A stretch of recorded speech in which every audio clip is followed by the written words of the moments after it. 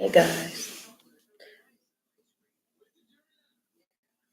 um, I want to switch it up a little bit today, just for a minute, and come to you guys with a topic that's a little sensitive and a little serious.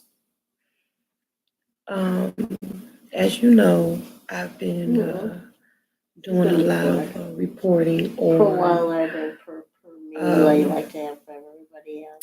the cult, carbonation, and Nature Boy.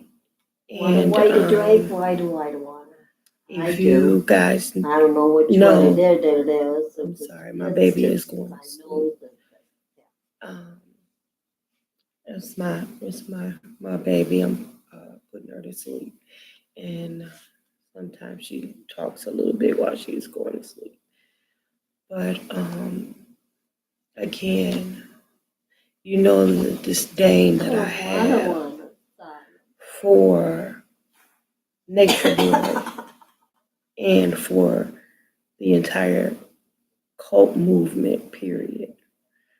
Um, when I was a little girl, I heard about a preacher that led a bunch of people to Guyana, Africa, and he was really involved. He was deeply involved in a lot of illegal things, drugs, and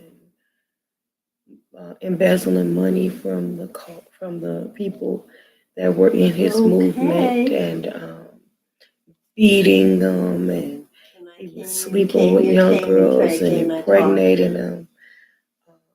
He took a bunch of people away from their family members and turned them against their families, turned and took money from them. And then he took them away from everything that was familiar to them and took them to Guyana to ultimately have them commit a mass suicide by drinking Kool-Aid tainted with cyanide. Now, for those that were not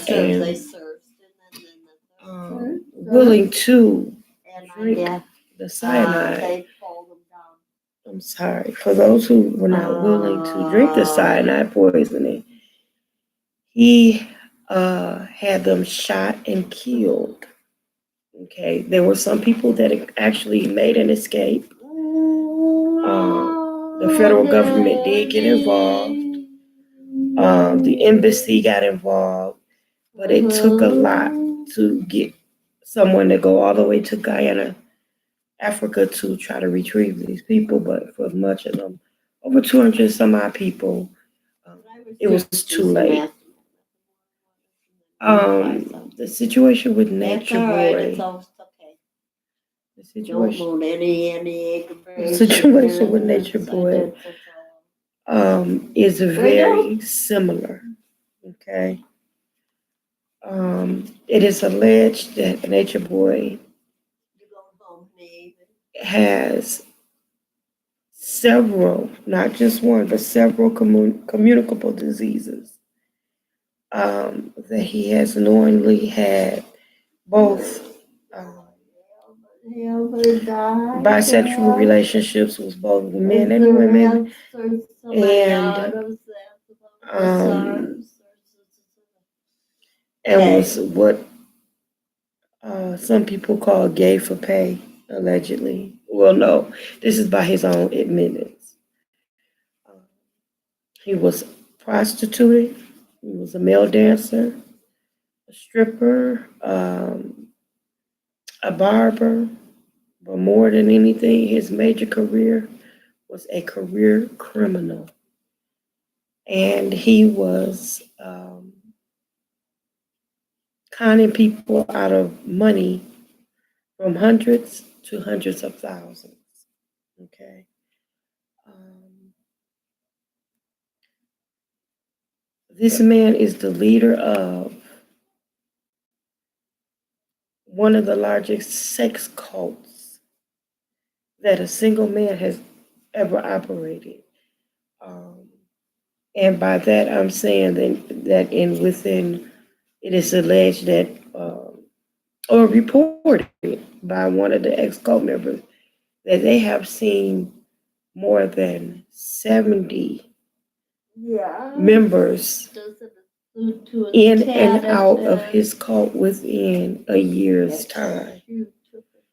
Now, that's a huge amount of people to not only embezzle money from, but it is also a large amount of people to have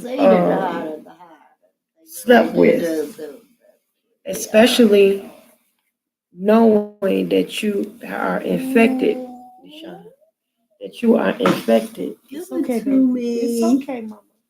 It's okay, baby. It's okay, sweetie. It's okay. It's okay. I also It's okay. It's okay. What? It's okay. The only ones are in But he slept with all of these, or most of the majority of these men and women. Some of them are bisexual, some of them are straight, and he has slept with them, and this was their initiation into this cult, to sleep with him and to bring money. They have been to Costa Rica, Guatemala, Mexico, Palenque, Mexico, and at this point, they are on the run. The police are involved. Um, the federal government, the U.S. Embassy, are all involved at this point. And in the midst of an investigation, they took off and left. The danger of this cult is, for some of them, he threatened their lives. For some of them, he wiped them out from everything. For some of them, he made threats to them to not speak his name.